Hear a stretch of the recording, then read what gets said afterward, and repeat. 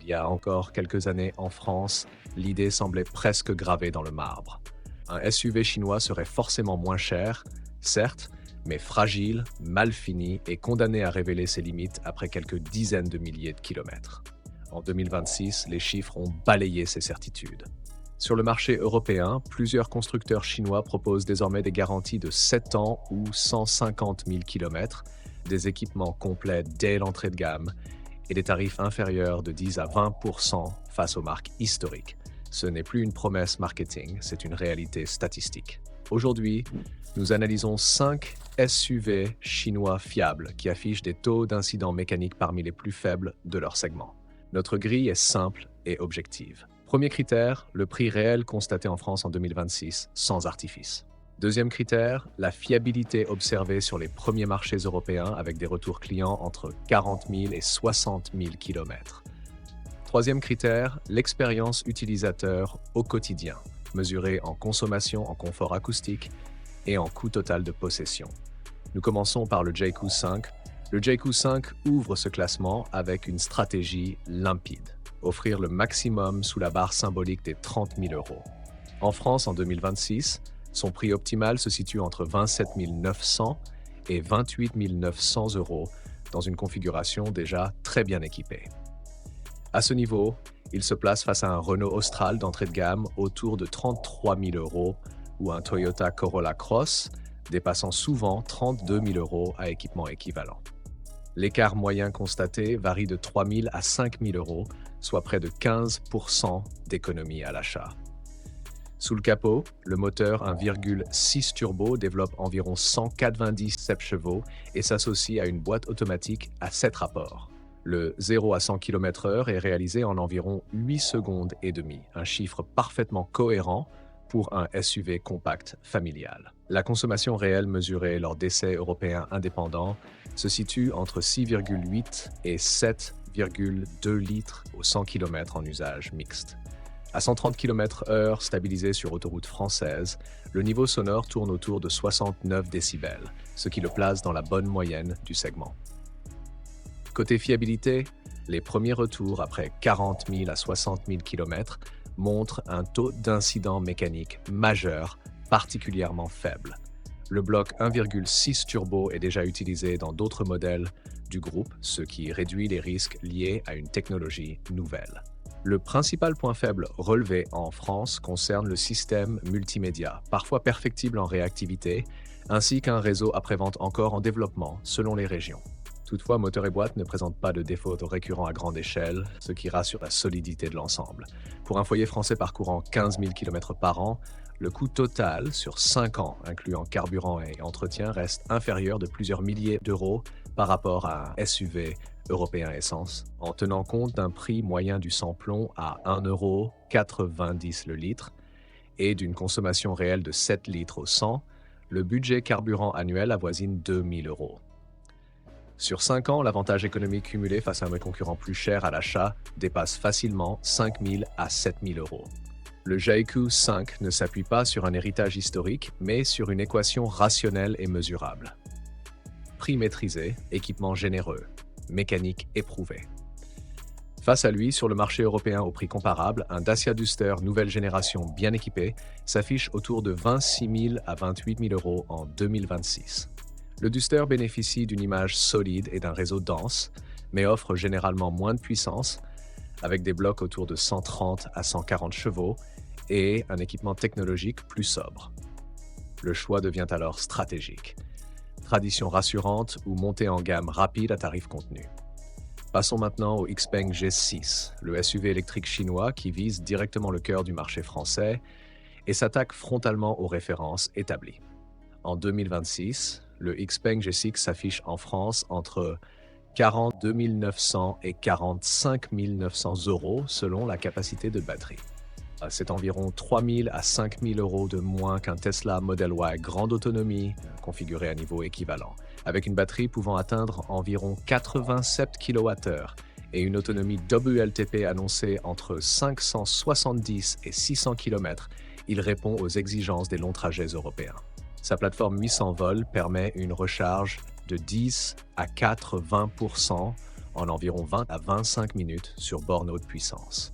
Pour un conducteur parcourant régulièrement 800 km dans la journée, cela change concrètement l'expérience de voyage. En conditions réelles, la consommation moyenne observée se situe entre 17 et 19 kWh au 100 km. À un tarif moyen d'électricité domestique de 0,25 € par kWh, le coût énergétique pour 20 000 km par an avoisine 850 à 950 €, soit une économie de 35 à 45% face à un SUV essence consommant 7 à 8 litres au 100. Les données européennes indiquent un taux de défaut lié à la batterie inférieur à 1% sur les premières années d'utilisation. La gestion thermique a été pensée porter aussi bien les étés du sud de la France que les hivers d'Europe du Nord. Le point faible reste un réseau de services encore moins dense que celui des constructeurs historiques, même si son expansion en France progresse rapidement. En revanche, l'expérience utilisateur se positionne clairement sur un registre premium technologique. À 130 km/h, le niveau sonore descend sous les 66 décibels. Les aides à la conduite avancée et l'interface numérique fluide renforcent la sensation de modernité. Face au Xpeng G6, un Hyundai Ioniq 5 ou un Volkswagen ID.5 se situent dans une fourchette tarifaire similaire en 2026, souvent entre 45 000 et 50 000 € à batterie comparable. Ces modèles bénéficient d'un réseau européen solide et d'une image déjà établie, mais n'offrent pas toujours la même autonomie maximale ni la même vitesse de recharge à prix équivalent.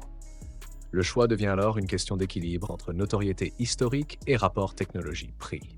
Avec le JQ5 et le Xpeng G6, le constat est clair. En France, en 2026, les SUV chinois ne séduisent plus par simple curiosité. Ils avancent avec des chiffres, des garanties longue durée, des consommations maîtrisées et des tarifs calculés au plus juste.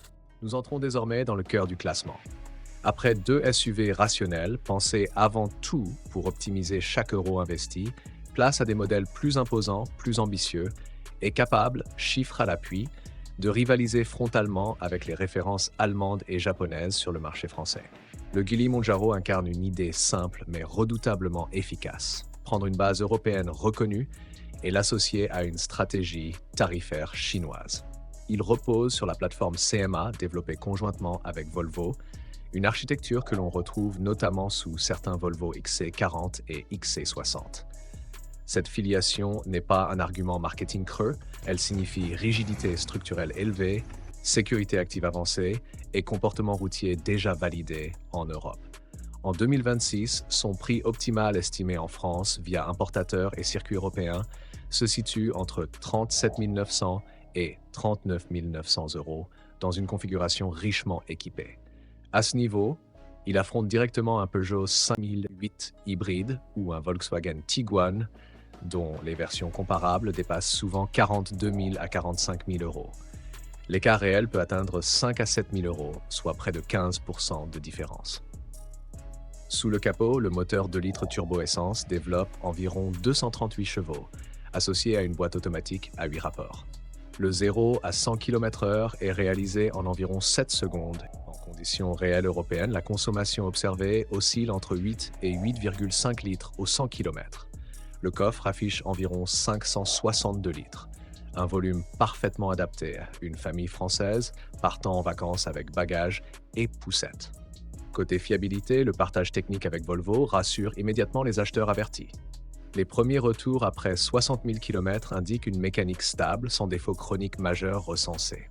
Son point faible reste son image encore jeune en France et une valeur de revente plus difficile à anticiper qu'un Tiguan ou un 5008. Pourtant, en matière d'équipement, toit panoramique, aides à la conduite complète, instrumentation numérique avancée et sellerie haut de gamme sont souvent inclus de série. Le Monjaro ne cherche pas à séduire par nostalgie, il séduit par démonstration.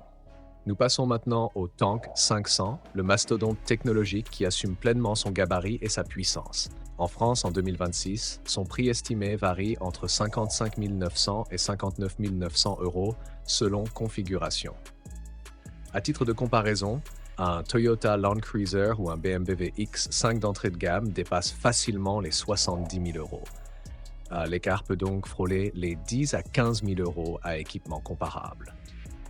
Le Tank 500 embarque un V6 3 litres turbo développant environ 350 chevaux et plus de 500 Nm de couple. Il est associé à une boîte automatique à 9 rapports et à une transmission intégrale évoluée. Avec un poids supérieur à 2400 kg, la consommation réelle se situe entre 10 et 11 litres au 100 km. C'est son principal point faible en France, surtout avec un carburant avoisinant 1,90 € à 2 € le litre. Le budget carburant annuel pour 20 000 km peut dépasser 4 000 €. Mais il faut comprendre la philosophie du modèle. Châssis robuste, capacité de remorquage élevée, structure pensée pour encaisser les contraintes, il vise une clientèle précise, grande famille, entrepreneurs, amateurs de caravaning ou d'activités nautiques. Sur autoroute à 130 km/h, le niveau sonore reste contenu autour de 68 décibels, un chiffre remarquable pour un véhicule de ce gabarit. Le Tank 500 n'est pas rationnel au sens strict. Il est statutaire et fonctionnel et il rend accessible sous 60 000 € un niveau de puissance et de luxe souvent réservé à des budgets bien supérieurs. Et puis vient le Jetour T2, celui qui prend la première place pour une raison très simple, l'équilibre. En 2026, son prix optimal estimé en France se situe entre 31 900 et 3 900 € selon version et transmission. À ce tarif, il affronte un Dacia Duster 4 roues motrices bien équipé qui dépasse désormais 28 000 €, tout en proposant une puissance plus élevée et un gabarit supérieur. Le Jetour T2 reçoit un moteur 2 litres turbo, développant environ 254 chevaux, associé à une boîte automatique et à une transmission intégrale. Le 0 à 100 km/h s'effectue en environ 8 secondes. La garde au sol dépasse 200 mm, le coffre approche les 580 litres et ses aptitudes en tout-terrain sont réelles pour un SUV familial. En usage mixte en France, la consommation réelle se situe entre 8,5 et 9 litres au 100 km. Pour 15 000 km annuels, le budget carburant avoisine 2 500 €. Ce n'est pas minimaliste, mais cohérent au regard des performances et de la transmission intégrale. Là où le T2 marque des points décisifs, c'est sur la fiabilité. Le moteur dérive d'un bloc déjà éprouvé dans d'autres modèles du groupe, et les premiers retours européens ne signalent pas de faiblesse structurelle majeure sur le moteur ou la boîte. La garantie pouvant aller jusqu'à 7 ans ou 150 000 km selon distributeur, renforce la confiance sur le long terme. Son point faible reste la notoriété encore limitée en France et un réseau après-vente en phase d'expansion. Mais si l'on combine prix d'achat, coût d'usage, niveau d'équipement, performance et fiabilité attendue sur 5 à 10 ans, le Jetour T2 apparaît comme l'une des propositions les plus cohérentes sous les 35 000 €. Il n'est peut-être pas le plus prestigieux, mais il est probablement le plus intelligent financièrement. Le marché évolue et les chiffres ne mentent pas. Si vous voulez comprendre comment des géants historiques comme Ford ont été bousculés par cette montée en puissance chinoise dans l'automobile moderne, regardez maintenant la vidéo affichée à l'écran. Vous y découvrirez une transformation industrielle rapide, méthodique et stratégique que peu d'analystes avaient réellement anticipée.